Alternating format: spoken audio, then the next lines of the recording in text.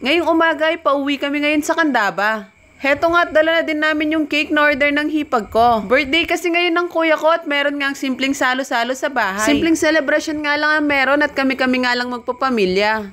Nasa abroad din kasi si kuya at naghanda nga lang yung asawa niya para sa aming magpapamilya. At pagkatapos nga lang ng ilang minutong pagbabiyahe, nakarating na din kami. Heto nga at dala ko na yung cake at hetong asawa ko naman dala yung fresh lumpia na order din ng hipag ko. Nagmamadali pa nga kami na makapasok dahil sobrang init talaga ng panahon. Pagpasok namin ay nilapag na namin dito sa mesa yung mga dala namin. Dumiretso nga ako dito sa may kusina dahil andito yata sila. At bumungad nga sa akin itong napaka-cute ko na pamangkin. Heto nga at pagkakita sa amin ay tuwang-tuwa talaga siya at gusto pa nga magpakarga. Busy pala sila nagluluto dito at tutulong na din kami para matapos kaagad yung niluluto. Fast forward, heto nakaredy na sa mesa yung mga handa at dumating na rin yung in-order na pansit. At dahil nga nasa abroad yung kuya ko, kaya itong asawa at anak na lang niya yung nagpicture. At heto nga naka-video call yung kuya ko para kahit papano naman kasama namin siya sa celebration. At dahil nga hindi niya mabublow tong candle, kaya si Yael na lang yung magbublow. Pinag-wish nga muna siya bago niya hipan yung candle. Ang cute nga talaga ng pamangkin ko na to kapag nagwi-wish, nakapikit pa talaga siya. Maliit pa nga lang yan, ganyan na talaga siya kapag nagwi-wish.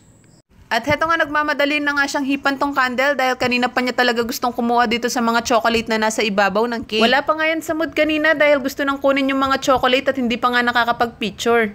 Pagkatapos nga nilang mag-picture, heto at nagumpisa na rin kaming kumain. Iba nga yung damit ko dito dahil nagpalit ako kaninang tumulong ako sa pagluluto. Mayroon pa naman ako natirang damit dito na pampalit kapag umuwi kami dito. At tignan nyo naman tong dalawa kong kapatid, pagkatapos ng lunch ay susunod na daw agad yung merienda. Fast forward, bandang hapon na nga sa mga oras na to ay dumating naman yung mga in-order namin na pandagdag pa sa merienda. Binuksan ko na nga isa-isa tong mga styro para makapag-merienda na rin kami. Masarap nga tong mga pagkain dito sa pinag-orderan namin at madalas nga dito sila nag-order kapag may mga ganap dito sa bahay. Milk tea or ice cream nga sana yung bibilhin namin na pandagdag, kaya lang karamihan sa amin ay inubo at sinipon. Kaya heto, nag-order na lang kami ng iba. Nagtulong-tulong na nga kami sa pag-prepare at heto nga busy na kami sa pagkain. Si Kuya Yael nga ay bagong gising pa dyan at wala pa sa mood, kaya yan nagpakarga pa kay Madir.